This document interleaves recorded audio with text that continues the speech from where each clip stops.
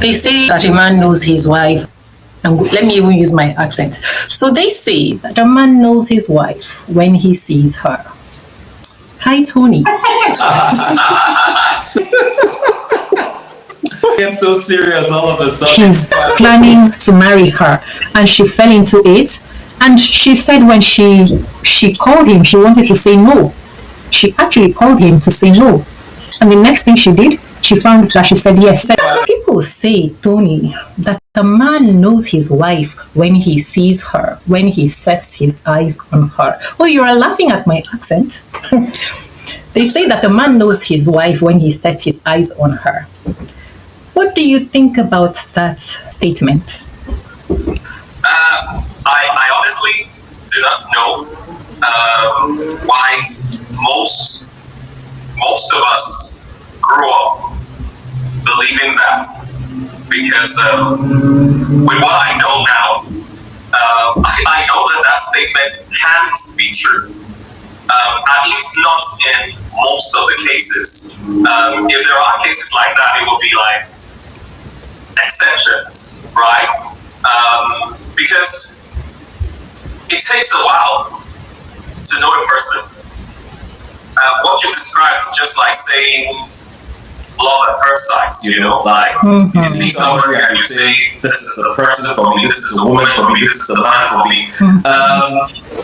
I just believe it's a function of the way literature, especially Western literature, movies and what have you, works of art, have romanticized love. But from what I know now, it's hard. You need to first of all forge a relationship with someone over a period of time before you can say whether that person is the person for you or not. And even before you meet the person, there are also certain steps that you personally have to do by yourself on your own before you even get to the point of, oh, now I am ready to seek out a partner. So I don't believe that for most people, that is, I never say never, but for most of us, I don't think that the whole idea of, love at first sight, you see a man, you see a woman, and you already can tell from your first meeting that this is the person you're going to spend the rest of your life with. I think it's more a romanticized idea of love than reality. And I wish people would wake up from that, call it utopia, because the real world doesn't work like that. Why do you say that you wish that people would wake up from it? What exactly do you mean? Because such ideas, if you were able to look at it from a rational point of view, they don't really make sense. As a work of art, as fiction, as an idea, it is lovely. A lot of people watch romance movies and they see, all of those happy scenes play out, and I want those scenes for me and for a lot of people. But to get to those, the way the steps are presented, that's what's faulty. And that's where I think a lot of people need to wake up, because the reality isn't as the movies and the novels or works of art. So what do you see that is so bad about that? What is so bad about it? So, a relationship is a real thing involving real humans. And humans that are coming from completely different backgrounds and orientation. By looking at someone, you cannot learn everything about them the first time that you see them. But you know what you like when you see them. You can tell that. Yes, okay. you probably can. Can I rephrase it? Yes. It's somebody that you have been watching for a while. You've been watching her from a distance. You've been checking things about her. You've been asking people different things, people who know her, people who are in her close circle. So you know her very well, even though you haven't really been having those encounters with her. So you know quite enough about her to believe that this is the woman of your dreams. You know that you are going to be happy to have her in your life. Isn't that good enough? To sort of learn about their worldview, how they think to a certain extent. But it's not enough, right? It's a good place to start to measure whether this person's way of seeing things aligns with yours. You can already start to, measure some of the standards that you have for yourself in a partner. But I think it's not enough, because then you need to interact with the person.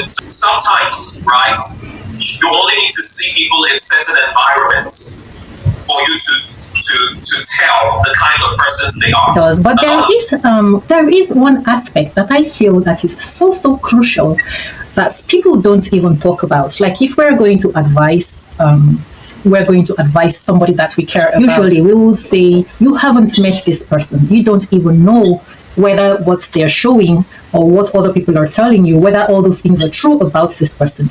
But isn't it all one-sided? Isn't that a big problem in the way that we see relationships and the way that we advise about relationships? We tell people, you've got to know if they are like this, if they are financially savvy, if they are a kind person, if they are this, if they are that. We talk about all that time we spend it advising people to look at the qualities that that person has.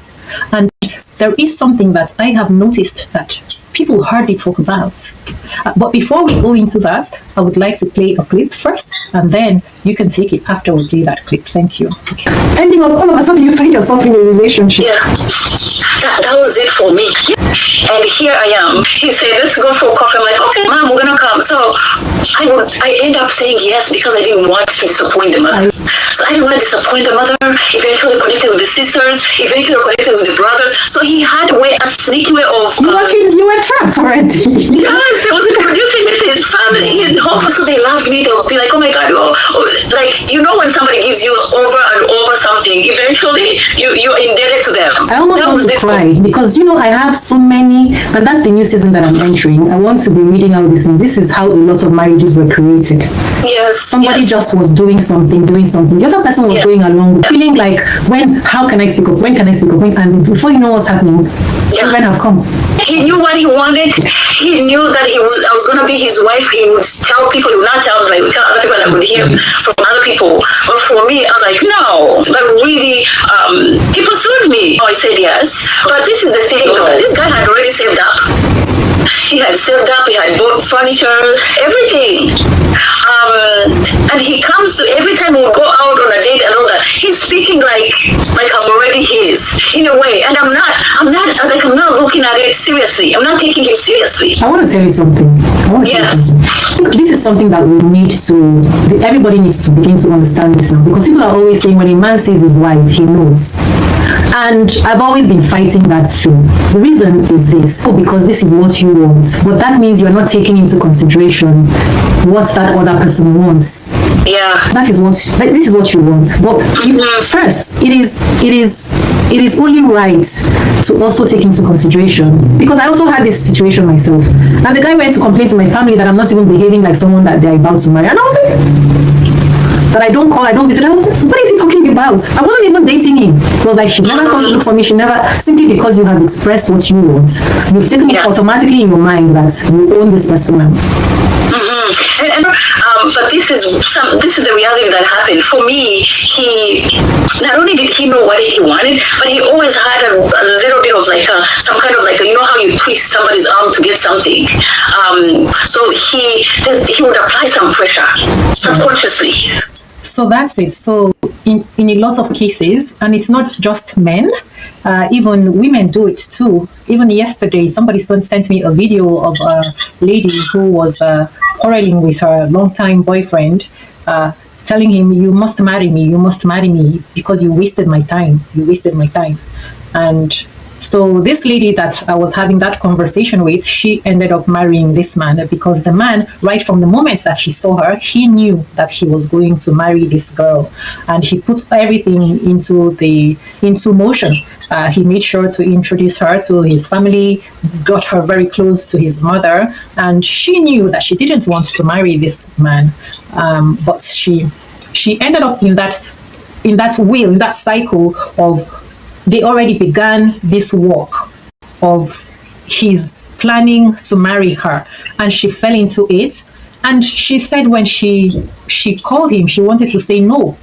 She actually called him to say no, and the next thing she did, she found that she said yes, and they got married. And then she could not continue the marriage because it was not real.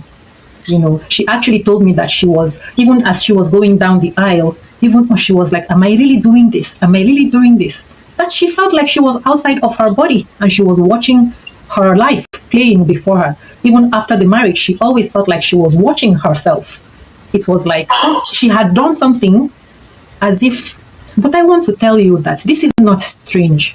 I have so many people. And it seemed like an out-of-body experience. Yes. Watching yourself do something and your other self is saying no, but you can't stop yourself. You're just working right into it.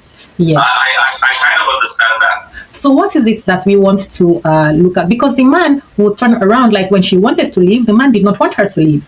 And he was feeling like, I am doing everything. I provide for the family. I take care of you. I take care of the children. I am not a bad husband. So why it is wrong of you to have agreed to this marriage, and now I haven't even I did not beat you. I didn't do anything that you can say that I did wrong to you. Now you're telling me that you didn't want it, but you are the one who came into this marriage. I didn't drag you with the cops. I didn't put the chain on you. So it is not fair of you to do this now. So do you get where I am? What I am trying to highlight? Yes, to a certain extent, I sympathize with the man in that these were two adults. I will come back to what led to the point of the lady saying yes, but he's hurt around the fact that the lady said yes. Is valid. The hurt that he feels. That she said yes. Oh, can I take you back? For her to say, can I take no, you? I don't want this. Can I take you back a bit? Can I take you back a bit? Yes. She didn't just say yes straight away. He had been. Oh, yes. Also, I said I will get to the part that before she said yes. Okay. But she did eventually say yes. Okay. As an adult, that is an adult's decision, right? Okay. Even if she was 21. We will explore that differently. Okay. But as an adult, she made the decision. And if the other person feels betrayed or hurt by that decision, it is valid. Especially because you may have done other things, but what you did not do was put a gun to the other person's head and say, tell me yes or marry me by force. They at some point made that decision, whether they were locked into it, whether they were induced, those are separate issues. But the fact that an adult, that decision matters and it has consequences. So if the other party feels aggrieved that you said yes, and now you're no longer feeling, you're not walking out of it, I can empathize with that person at that point because somebody made a commitment to you and they're reneging on their commitment.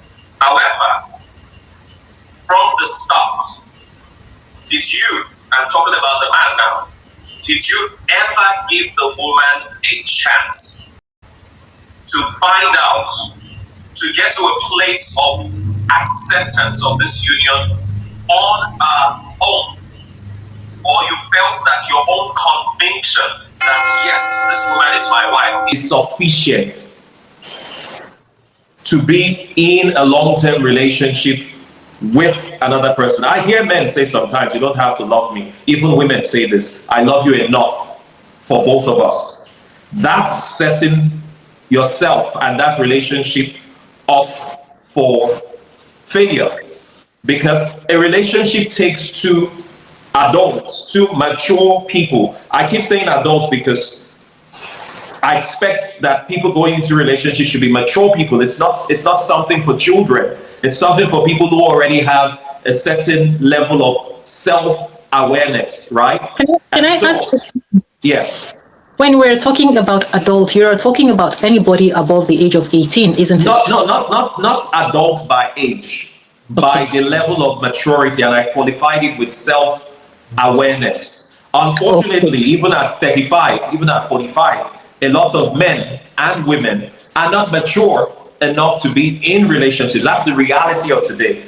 We are socialized to think that once we are past, for those who went to formal institutions, the university, for those, who didn't go, and university or formal education doesn't count, a certain age, then you should automatically be ready to be in a committed relationship. So when I'm saying adult and maturity, I'm not talking educational level or your age. I am talking your maturity in terms of your self-awareness before you make such an important decision that can affect your life, the life of the other person, and the life of the unborn children, assuming you don't already have children before you start that union, right? So what I was trying to explain is sometimes we feel, a person, like in this case, the man feels that what he feels, how strongly he feels about the woman, and the certainty that he has arrived at is sufficient for both parties to be in a long-term relationship.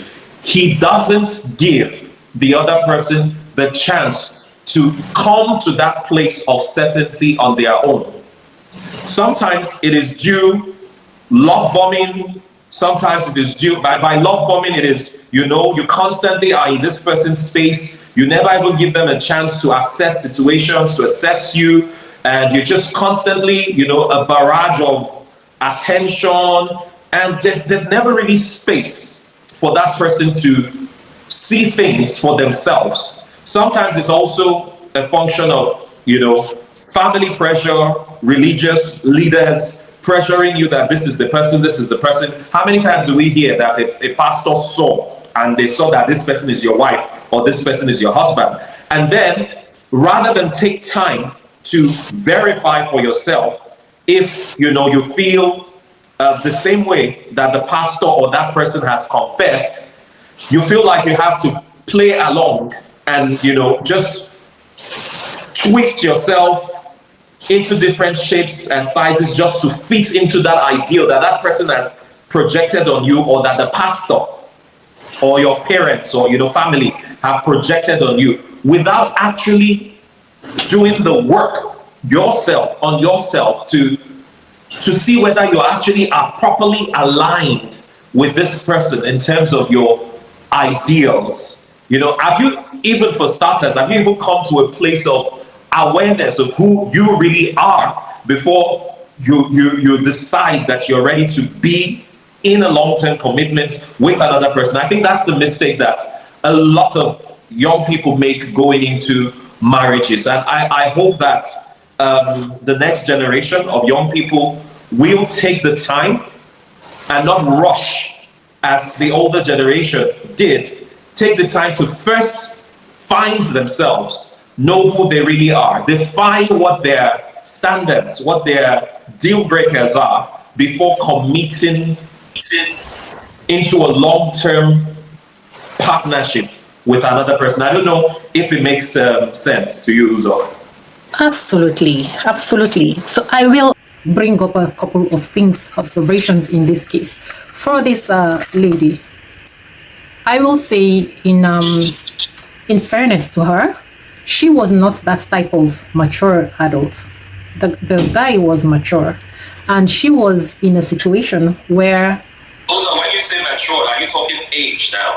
I'm talking about everything. Age as well, exposure, and circumstances of life, right? But how will you define somebody as mature, especially when it comes to relationships, and then they think that their own feeling about another person is sufficient to start and sustain the relationship? I doubt that person's maturity. They may be mature in matters of finance and other things, but when it comes to relationship, I doubt their level of maturity. Because if you have to project your feelings on another person without giving that person a time to arrive at, whatever certainty that you have arrived at, I doubt that you're actually matured enough to be in a relationship. I doubt that you know that the relationship is a two-way street, not a one-way. I am so happy we are having this conversation because it brings up so many things. Because a lot of guys have voiced out, they feel that if they get together with a girl who is younger, who is less exposed, they feel that they can commandeer the relationship and they can make it work, forgetting that that girl is not going to remain a little girl forever. By the time that she grows up, she realizes, I am a human being of my own, and nobody wants to be treated like a puppet. You'll be taking control. You think that you are going to be able to, she's going to be used to it because or how do they say it, when you train somebody, but you will disappoint yourself because that person is not going, unless you're going to take them to a brain surgeon to remove their brain so that they do not develop any further from the time that you take them, in which case you're also not going to enjoy the person. And so the big thing that we have talked about now is when people are looking at taking a partner, the problem is that this is something that I think happens to everybody until one day the gray matter realizes it is not about you. It is not about you. It is about two people. And if all that you're thinking about is yourself and how you're going to make this relationship perfect, because she actually said, we had another conversation. She said, even when I said yes, I said, I don't want this thing, but I'm going to make it work. I'm going to make it work. We are going to do everything right because he wants it, and I know that I'm going to be all right. Mm-hmm. She started to plan how they will do things and make everything work nicely and all that. But later she said, later I realized I was making plans of what I will do, forgetting that both of us have to always be in agreement in any plans that we're going to make. Right. And this is what is crucial. This is what is crucial. You cannot go with your own plans and decide, because I know that I want to make this thing work, it is going to work. And so another thing, when people talk about when a man sees his wife, this is 2026. The reason why that saying started in the first place, I think, is because those days women were entirely dependent on the man. In most societies, patriarchy. They were just waiting, like, and no disrespect to women, but this is the most graphic way to paint it, like products that are meant to come and take off the shelf. The women were waiting for somebody to pick them. Yes. Yes. And now we all got ourselves as a hole, into a ditch where that idea has not been scrubbed off. The idea is still pertaining, is still remaining there. And people are not looking beyond that idea to see that that idea is obsolete and it cannot work. It cannot work. You can never do something. In a world where we have people who know, this is what I want to be seen, I want to be treated in this particular way. This is the kind of relationship that I want. You cannot come, no matter how good your intentions are, you cannot bring all your good intentions and expect that the person should say, oh, my mistress, my lord, I am so blessed to have you. Because what if...